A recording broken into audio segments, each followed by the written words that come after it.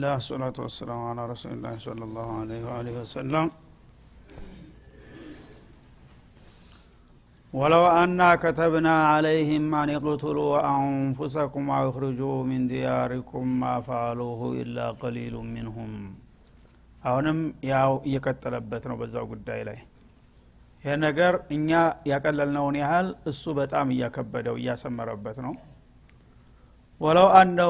ወለው አና ከተብና عليهم እኛ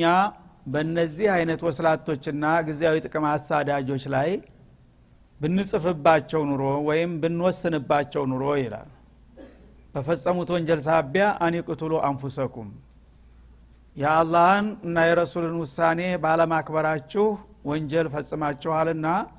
ይሄ ወንጀል እንድትማሩ ከፈለጋችሁ ራሳችሁን ማስገደል አለባችሁ የሚል ውሳኔ ብንሰጣቸው ነገሩ ይሄን ያህል የሚያስወስን ነውና ማለቱ ነው። በበኒ እስራኤሎች ላይ እንደተደረገ ቅቱሉ አንፉሰኩም ሁወ ኸይሩ ለኩም እንደ ባሪኢኩም እንደተባለው የቅዳሜ ቀን ባጠፉ ጊዜ። ስለዚህ አንድ ሰው የአላህን ሸርዕ በአንድ ነገር ጓደኛው ጋር ተጋይቶ በሚካሰስበት ጊዜ በአላህ ሸርዕ አልዳኝም ያለ ወይም ደግሞ ለይስሙላ ቢዳኝም የተሰጠውን ውሳኔ የሚያክረሸርሸው ከሆነ ታልተዋጠለት ወይም ደግሞ ደስተኛ እንኳን መሆን ካቃተው የዚህ አይነቶቹን ሰዎች አላህ እንግዳውማ እናንተ የሰራችሁት ወንጀል ከባድ ነውና እዚሁ ዱንያ ላይ ልፋረዳችሁ ፈልጋለሁኝ እንድምራችሁ ከፈለጋችሁ ልክ በኒ እስራኤሎች እንዳደረጉት ያ ዒባደተል አጅል ካደረጉ በኋላ ወይፈኑን ታመለኩ በኋላ እቅቱሉ አንፉሰኩም ብሏቸዋል። ነፍሳችሁን ማሰየፍ አለባችሁ ከዛ ውጭ በሆነ ነገር አትማሩም የሚል ውሳኔ በሰጣቸው ይላል። ወይም ደግሞ ታገራችሁ መውጣት አለባችሁ ከትውልድ ያገራችሁ ፈልሳችሁ ሰው ሀገር መሄድ አለባችሁ ይሄን ወንጀል እንዲምራችሁ ከፈለጋችሁ ቢል ማፈዓሉህ ትክክለኛ ኢማን ስለሌላቸው ይሄንን ጠጣር የሆነ ውሳኔ ገቢራዊ ሊያረጉት አይችሉም ነበር ይላል። እሱ እንግዲህ 10 ጊዜ እየማለ ወላሂ ኢን አረዲና ኢላ ተውፊቅ ኢህሳን ወተውፊቅ እያለ ነው። ግደለም አውቂያለሁ ለምን እንደዚህ እንዳደረክ እና በዚህ ነገር ልፋረድህ ከፈለክማ በቀላል መቀጫ አልለቅህም እንድምርህ ከፈለክ ወይ ነፍስህን ለስለት ለግድያ አቅርብ እጅህን አጣምረህ ቁጭ በልና ሰይፉ ይበል ወይም ደግሞ ተዛሬ ጀምሮ የትውልድ ሀገሬን ትቼ ማንኛ ሄዳለሁኝ የትም ሀገር አላህ ይማረኝ እንጂ ታላልክ በስተቀር አልምልህም ብዬ ይሄንን ነገር መመሪያ ባወጣ ማፈዓሉ ጠንካራ ኢማን ስለሌላቸው የፈለገ ይሁን እንጂ የመገደልስ አልፈልግም አገሬንስ ትቼ አልሄድም የሚሉት ነው የሚበዙት። ኢላ ቀሊሉ ሚንሁም ጥቂቶቹ ብቻ ሲቀሩ ምናልባት ከነሱ መካከል አንዳንዶቹ የአኺራ ነገር ከባድ መሆኑን የተረዱና ያመኑት እንደዚህማ ከሆነ በዱንያ መገደልና መሰደዱ ይሻለኛል ጀሃነም ከምገባ የሚሉት በጣም ጥቂቶች ናቸው እንጂ ብዙዎቹ እርግጠኛ ነኝ ይሄን አይቀበሉም ነበር ይላል። ለምንድነው እንዳይቀበሉ ያደረገው? ብዙዎቹ ወስላቶችና ግዚያዊ ጥቅም አሳዳጆች በመሆናቸው ማለት ነው። ወለው አንሁም ፈዓሉ ማ يعذون به እና እነዛ ሙናፊቆች የሚመከሩበትን ነገር እሺ ብለው ቢቀበሉ ኑሮ መጀመሪያውኑ ለካነ ኸይረን ለሁም ለነሱ የተሻለ የተመረጠ ይሆን ነበር ይላል። ለምን ቅድም ያለው ማለት ነው። አንድ ሰው ከተሳሳተ የአላህን ሸርዕ አላለመቀበል ታንገራገረ የረሱሉን ውሳኔ ሊሽር ከሞከረ ምን ማድረግ አለበት? ጃኡከ ወስተግፈሩላህ ወስተግፈረ ለሁም ረሱል መፍትሄው ተሰጥቷቸዋል። ያንን ጌታ የሰጣቸውን መፍትሄና መመሪያ ገቢራዊ ለማድረግ ቢሞክሩ ኑሮ ለካነ ኸይረን ለሁም ምንም ዋጋ የሚያስከፍል ነገር አቀበት ቁልቁለት የለውም ቀላል ነገር ነበረ ጠቃሚ ነገር ይላል። ወአሸደ ተስቢታ ኢማናቸውንም ደግሞ የበለጠ የሚያጎለብት ይሆን ነበረ። ኢማን በተግባር ኬላ ላይ ሲያልፍ ነው የሚጠነክረው ማለት ነው። መጀመሪያ ሰው ሊሳሳት ይችላል። ያ ስተት በሚያጋጥመው ጊዜ የአላህን ሸርዕ ትተህ ለግዚያዊ ጥቅም ብለህ አንተ እኮ እንደዚህ አደረክ ሲሉት አይደል የዚህን ያህል ተሳሳትኩ ማለት ነው ብሎ እንደገና ተጸጽቶ ተመልሶ ተልቡ የታውን መለመን እንዲሁም ደግሞ በነብዩ ላይ ተጧውል በማድረጉ ነብዩ ጋር ሄዶ ይቅርታ መጠየቅ ይሄ ቀላል ነገር ነበረ። ይሄም ቢያደርጉት ኑሮ ወዳ ወንጀላቸው ይማራል እንደገና ኸይር ይሆንላቸዋል በዛ በዒናዳቸው ተመቀጠል ማለት ነው ወአሽድ ተስቢታ ኢማናቸውንም ደግሞ የበለጠ ያጎለብታል መጀመሪያ ኢማኑ ደካማ ስለሆነ ነው ስህተት ላይ የወደቀው አሁን ግን እርምጃ ወሰደ ማለት ነው የፈለገው ነገር ይምጣ ያመለጠው ጥቅም ይሄድ ብቻ ይማረኝ እንጂ ጌታዬ አስተግፍሩላህ ተባረክ ያለሁኝ ቢል ኑሮ ከዛ በኋላ ለኢማኑ ራሱ ይሄ ትልቅ ምግብ ይሆን ነበር ከዛ ጀምሮ ደግሞ ኢማኑን የሚነካ ነገር እንዳይሰራ የኢማኑ ማጠንከሪያ ይሆንለት ነበር ግን አልታደሉምና አላደረጉትም ይላል ማለት ነው ስለዚህ እናንተም እንዚህ ነገር ሲያጋጥማችሁ እንደዛ እንዳትሆኑ ለጊዜያዊ ጥቅም ብላችሁ ዘላለማዊ ኪሳራ ውስጥ እንዳትገቡ ነው ወኢዘ ለአተይናሁም ሚለዱና አጅረን ዐዚማ እና ያንስተታቸውን አውቀው ራሳቸውን አቸንፈው ሰይጣንን ነጣጥቀው ወደኔ ቢመለሱና ይቅርታ ቢለምኑ ኑሮ ምህረት መስጠት ብቻ ሳይሆን ተጨማሪ ሽልማትም ነበራቸው ይላል ምንድነው እሱ ለአተይናሁም ሚለዱና አጅረን ዐዚማ የማይለካ የማይደካ ታላቅ የሆነ ምንዳን ሰጣቸው ነበር ጀነተ ነዒም ማለት ነው ያን ሁሉ ኪሳራ ነው እንግዲህ ያገኙት ማለት ነው ለጊዜያዊ ለተወሰነ ሳንቲም ተብሎ ወለሃደይናሁም ሲራጦን ሙስተቂማ በቀጣው ህይወታቸው ደግሞ ቀጥተኛውን መንገድ እንመራቸው ነበር እስቲቃማ ካባ እንደርብላቸው ነበር ግን ባለማወቃቸው ለጊዜያዊ ለተወሰነች ፍርፋሬ ብለው ይሄን ሁሉ እድልና ጸጋ ከሰሩ ያውቁበት ኑሮ ይሄን ሁሉ ጥቅም ሊያገኙ ይችሉ ነበር በተውባቸው ኢላላ አላህ Subhanahu Wa Ta'ala ስለዚህ ሰዎች በማንኛውም ጊዜ ስሜታዊ ሆነው ይሳሳታሉ ራስ ወዳድ ናቸው ስግብግብ ናቸው ማንም ሰው ሊበለጥ አይፈልግም ሰይጣን እንደዛ አይነት ነገር ላይ በሚጨምርህ ጊዜ ቆም ብለህ ማሰብ አለብህ ማስተዋል አለብህ ሽማግሌ መጥቶ እስቲመክርህና እስቲቆጣ መጠበቅ የለብህም አቂል ነህ ቁጭ ብለህ በቀደም ያደረኩት ነገር ትክክል ነው ወይስ ብለህ ምናልባት የዲኑ ግንዛቤ ደካማ ከሆነም ደግሞ የተሻለ ዕውቀት ወደ ያለው ሰው ሄደህ እንደዚህ ያጋጠመው ሰው ምን ማድረግ አለበት ብለህ ስሙን እንኳን ሳትጠራ ብትጠይቅ ታውቀዋለህ ውጤቱን ማለት ነው ያኔ ጌታህ ጋር መታረቅ እየቻልክ በቀጥታ የሰይጣንን መስመር ተከትለህ ስተጫፍ ድረስ ከሄድክ ከዛ በኋላ ፈላተሉ መን ኢላ ነፍስክ ራስህን እንጂ ማን ነው ልትወቅስ የምትችለው በገዛጅ ጥፋትን መርጠሃልና ማለት ነው ግን ሰዎች እንደ መላእክት ጭራሹን አያጥፉ አይደለም አላህ የሚለው ያጠፋሉ ሁሉ ጊዜ ይሳሳታሉ በስተት መቀጠል ነው ትልቁ ችግር በስተት ላይ መቀጠል የለብህም ቆም ብለህ አስበህ ራስህን ገምግመህ ለመመለስ ሞክር በአግባቡ ከተመለስክ ከልብ ተጸጸትክ ያኔ አላህ ይምርሃል አይጨክንብህም መማር ብቻ አይደለም እንደገና ኢማንህን ያጠነክርልሃል ቢበረከት ተውባ ማለት ነው ከዛም በላይ አጅረን ዐዚማ ታላቅ ወፍራም የሆነ ምንዳ ሽልማት ይሰጣል አላህ ዐዚም የሚለው ምንዳ በሰው መለኪያ ተዛ በላይ ነው ሰዎች ምን ያህል እንደሆነ ያውቁትም ያንን እንደገና ወለሃደይናሁም ሲራጦን ሙስተቂማ በተረፈው እድሜህ ደግሞ ቀጥተኛውን መንገድ አላህ ይመራሃል እስቲቃማ ሰይጣንን አቸንፈዋል ስለዚህ ይሄ ሰውዬ ለጊዜው እንኳን ባሳስተው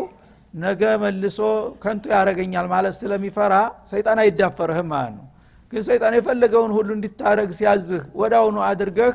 በዛው የምትቀጥል ከሆነ ደንበኛ ያደርጋል ነገ ደግሞ ሌላ ጀሪማ ከዛ በኋላ ሌላ ጀሪማ ይያልክ ተስተት ወደ ስተት ነው የሚያንከባለልህ ማለት ነው መጀመሪያ ግን ቆራጥ አቋም ስትወስድ ደክሜ ስንት ለፍቼ ወጥቼ ወርጄ አሳሳትኩት ግን እሱ በቀላሉ ጌታው ጋር ታረቀ ይሄ ሰውዬ ጋር ጊዜ ማጥፋት የለብኝ የሚልና ሌሎች ጅሎች ይፈልጋል ማለት ነው ወመን يطيع الله والرسول ይላል ለማንኛውም ይሄ ጧዓት አላህና ጧዓት الرسول እናንተ እንደቀላል ያያችሁት ነውና እስቲ ይሄ ነገር ውጤቱ ምን እንደሆነ ልንገራችሁ ይላል ዋጋ ተሰጡት ዘንድ ወመን يطيع الله الله سبحانه وتعالى የሚገዛ ሰው ተልቡ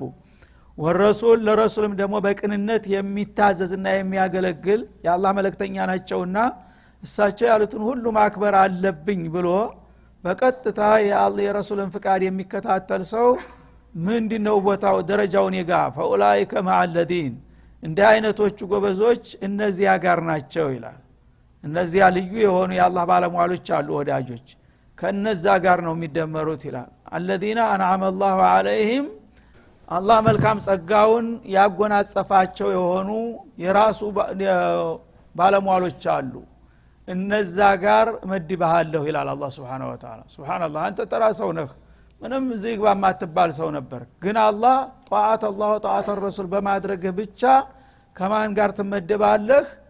አላህ ከወደዳቸውና ከመረጣቸው ልዩ ወዳጆች ጋር አረጋለሁ ይላል እነማን ናቸው እነሱ ምን ነብይን ከነብዮች ጋር አሁን ማንኛውም ሰው ከነብዩ ጎን መነሳት ይፈልጋል ይናፍቃል ግን እንዴት ነው የሚገኘው ቢጧዓት الله ወጧዓት الرسول በቀላሉ ማለት ነው በዘመን በሀገር መለያየታችን አይጎዳንም ብዙዎቻችን የሷሃቦችን ታሪክ ስንሰማ ምን እነሱን ባረገን ይያል ከንፈርን መጣለን እንመኛለን እንቋምጣለን ከፈለክ መሆን ይቻላል ነው የሚለው አላህ ምን አለ 1434 አመት ቢለይህም ወይም ደግሞ አፍሪካ ብትሆንም አሲያ አውሮፓ አሜሪካ አውስትራሊያ ብትሆንም ችግር የለም መዲና የኖረውን ሰው ያህል አድገ ነገ ነብዩ ጎን አስነሳለሁ ይያለ ነው አላህ Subhanahu Wa Ta'ala ለምን አልመርኡ ማአመን አሐብ ያላህ ቃል ነው ሰው ከወዳጁ ጋር ነው ማስነሳ ወዳጆችን አልነጣጥልም ነብዩን ከልብ የምታከብርና የጌታ ፍቃድ የምትመራ ከሆንክ እነሱ ለምንድን ነው የወደዳቸው አላህ ይሄንን ስላደረጉ እኮ ነው ሌላ የስጋ ዝምድና አላቸው እንደነሱ ከአላህ ጋር የሚገናኙበት እነሱም አላህ ጋር አላቃቸው ጧዓቱላህ ነው እኮ ኢባደቱላህ ተውሂዱላህ ነው ለዛ ደረጃ ያበቃቸው ስለዚህ አንተ በማንንም ሀገር በየትም ቦታ ተፈጠር ጥቁርም ሆነ ነጭ ድሃም ሆነ ሀብታም ሴትም ሆነ ወንድ በአጠቃላይ አላህ ጋር ያለህ አላቃ ጤናማ ከሆነ ጧዓት አላህን የተላበስክ የረሱልን ፈለግ የምትከተል ከሆንክ እኔ ከወዳጆች ላይ ይቻላልም ፈኡላኢክ مع الذين انعم الله عليهم እንደ አይነቶቹ ጀግኖች አላህ ጸጋውን ከቸራቸው እድለኞች ጋር ይመደባሉ ሚን ነብይን ከነብዮች ጋር ማለት ነው ይላል ወስዲቂን ከስዲቆች ጋር እና አቡበክር ጋር አቡበክር መዛኛ እንዲሆንልህ ከፈለክ ይሄ ነው ቀላሉ መንገድ ይልሃል ማለት ነው ወሹሃዳ እና ሐምዛ ኢብኑ አብዱል ሙጠሊብ ጋር ሰይድ ሹሃዳ ጋር ትነሳለህ ወሷሊሂን ኢባዱላህ ሷሊሂን في كل زمان ومكان ትልልቆቹ የዝነኞቹ የአላህ አቢዶች ሁሉ እነዛ ሁሉ ጋር ልትነሳ ትችላለህ ማለት ነው ወአሱነ ኡላኢከ ረፊቃ እና እነዛ አሁን የተጠቀሱት ሰዎች ጓደኝነታቸው ያማሩ የተዋቡ አይደሉም እንዴ እነዚህ ሰዎች ይቅሩብኝ የሚባሉ ሰዎች ናቸው ማን ነው ተመኝቶ የሚያገኝ እነዚህን ባልደረባነት ማንንም ሰው እነሱን ቸልብላቸው የሚገባ አይደለም ምክንያቱም የመጨረሻ ጥሩ ረፊቅ የሚባሉ እነዚህ ናቸው በአለም ላይ ማለት ነው ስለዚህ ከፈለገ ማንኛውም ሰው ጧዓቲላህ ወጧዓቲ الرسول ይሄን ሊያገኝ እንደሚችል አረጋግጥለታለሁ ይላል ምን ትፈልጋለህ እሺ ሁሉ ጊዜ አሸረቱ ሙበሸራ ቂሳቸው ሲነገር ምን ነው አንዱን ባደረገኝ የማይል ሙእሚን አለ አንዱ መሆን ትችላለህ እኮ ምንም ችግር የለም ስንፍናህን ብቻ ነው አንተ የሚከለክልህ እነሱ ምን አድርገው ነው ለዛ የበቁት ጧዓቲላህ ወጧዓቲ الرسول ብቻ ነው ያንን ካደረክ አንተስ ለምንድነው ያን ድል የማይሰጥህ አላህ Subhanahu Wa Ta'ala ይሄው አረጋገጠልህ ማለት ነው እና ይሄ መጣበት ሰበብ አለ አንድ ሱሐቢ ነበረ ተራ ሰው ነው ጎስቋላ ማንም ተመጥፍ የማይቆጥረው ግን ነብዩን በጣም ይወዳል በጣም ከመውደዱ የተነሳ 24 ሰዓት ሊለያቸው አይፈልግም ቤታቸው ሲገቡ ምናም ብቻ ነው እንግዲህ ተከትሎ ሴቶች ጋር ላለመግባት ወደ ኋላ የሚቀረው እንጂ ፈለገው መንገድ ይሄዱ ፈለገው ቦታ ይሄዱ ሁሉ ጊዜ እንደ ጅራት ተከትሎ የሚያዙትን ሁሉ ነገር ይታዘዛል ያገለግላል ራሱን በፍቃዱ እንደ ግል ባሪያ አድርጎ ያኔ በጣም ሲያገለግላቸው ነብዩ የሰውለታ ይከብዳቸዋል ሲከብዳቸው አንድ ሰው በተደጋጋሚ አንድ ነገር ኢህሳን ከዋለ ያን ሰው የሚያስደስት ነገር መስራት አለባቸው አንድ ቀን ከበዳቸውና ምን አሉት ያን ከማለታቸው በፊት አንድ ቀን ሰውነቱ ገርጥቶ አዩት ልክ ተማም እንደተነሳ ሰው ወርቶ ማለት ነው ተነገጡ ምን ሆንክ ያመሃል እንዴ አሉት አራ ያመኝም አላቸው ይርባሃል እንዴ አራ ይርበኝም አሳብ ነገር ምን ችግር አለብህ ምንም የለብኝም አይ ሆነማ ነገር አለብህ ንገረኝ አሉት አፋጣው ሲይዙት እንግዲህ ሊናገር አይፈልግም የኢኽላሱ ቢዛት የርሰው ፍቅር ነው ብሎ መናገሩ አሳፈረው እሱ ይሄ ነው ሌላ ጭንቀት የለበትም እኔ ንገረኝ ካልነገርከኝ አለቅህም ሲሉት ምን አለ والله እኔን ልናገር እንኳን የምፈልገው ነገር አይደለም ቢካሉ እንግዲህ ምን አደርጋለሁ እኔ የርሰው ጋር ያለው አላቃ ነው እንደዚህ የሚያከሳኝ የሚያመነምነኝ አላቸው ምንድነው ሲሉት እኔ አሁን እርሶን ወዳለሁ ከመወደዴ የተነሳ ለሊት ድንገት ተንቅልፍ የተነስቼ ትዝካሉኝ መልሶ እንቅልፍ አይወስደኝም አለ መገለባበጥ ነው ሌቱ አይነጋልኝም አለ አዛን እስተሚያረግ በስንት መከራ ጠብቄ ቶሎ መጥቼ መስጂድ ላይወት ፈልጋለሁ ቤት እንግዲህ በሌሊት መጥቶ የሰውን ቤት ቆርቆሮ ልግባ ይባላል ፍቅሩ የዝህን ያህል ነበር እና እንደገና ወደ መንገድም ከሄዱ ምናልባት እሱ በአንድ ዙሩፍ ከቀረ ልቡ ተንጠልጥሎ ነው ሁሉ ጊዜ በቃ ምግብ አይበላለት እንቅልፍ አይወስደው ምን አይልም የዚህ አይነት ችግር አለብኝ ይሄ ብቻ አይደለም ማለት እንግዲህ የሚገርመው እዚህ ላይ ነው ይሄ ምንም አይደለም ወጣው ነበር ግን አማስበው ይሄ ነገር እንደዚህ ከሆነ ሰውነንና ነገ መቼ መሞት አይቀርም ሁላችንም በመንሞት ጊዜ እርሰው የአላህ መልእክተኛ ነው ደረጃው እንደዚህ ቀላል አይደለም እርሰው ፊአላ ልይነወት የመጨረሻ የአላህ ወዳጅ ቁንጮ ስለሆኑ ልዩ ቦታ ነው ወሲላ የሚባለው ዓለም ነው አንተ የተመደበው እኔ ምናልባት ተራ ምስኪን ደሃ ነኝ ለጀሃነም ምዳረግ ይሆናል ምናልባት አላህ ፈቃዱ ከሆነም ደግሞ ተተማርኩኝ ያው ተራ ጀነት ነው የምቀመጠው እርሰው ጋር የት ነው የምገናኘው እኔ ዛሬ አንድ ሰዓት ሶብር ማድረግ ማልችል ሰው ዘማ መላእክት ሲኒን ከርሰው ተለይቼ ምን ነው ጀነት የሚሆነው ለኔ እኮ ጀነት አዛብ ነው አለ ነብዩን ማላይበት ተለያየ ሀገር ደረጃ ይፈቅድልኝ እርሰው ጋር አልሆን እንደገና ደግሞ ተርሰው ተለይቼ ምኑ ጀነት ደስ ይለኛል በበላ በጠጣ በደሰት ያ ነው የሚያሳስበኝ እንዴ ሰውነቴን የሚያገረጣው አላቸው ማለት ነው ተነገጡ የዚህ ጊዜ ረሱል አለይሂ ሰላቱ ወሰለም በዚህ ሁኔታ ላይ ያሉ ይህ አያት መጣ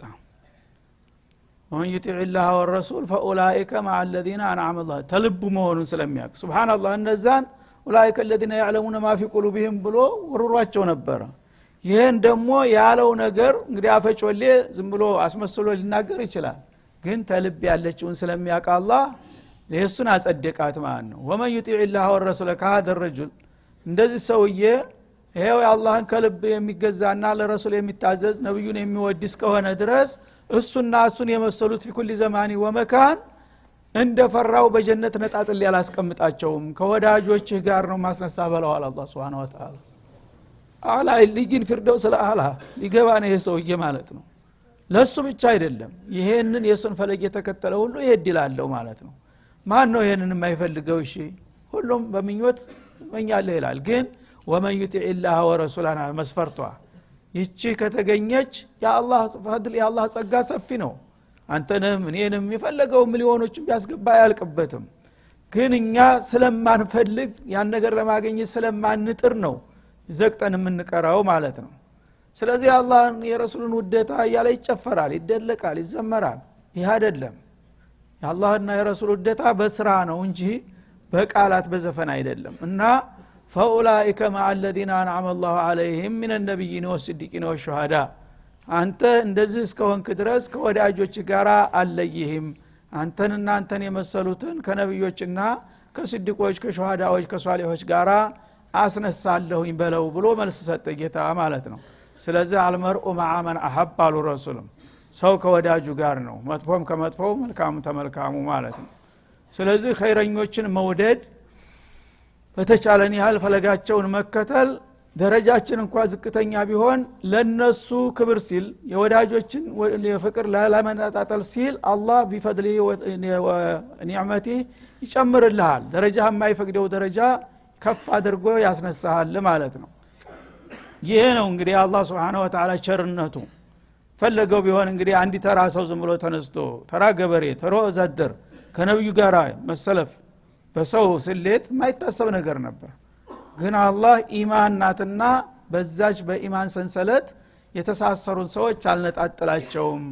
አብሬ ከወዳጆቹ ጋር አስነሳለሁና ወሐሱነ ኡላኢከ ረፊቃ እንደ አይነት ሰዎች ደግሞ ወዳጁ ባልደረቦቹ የሆኑለት ሰው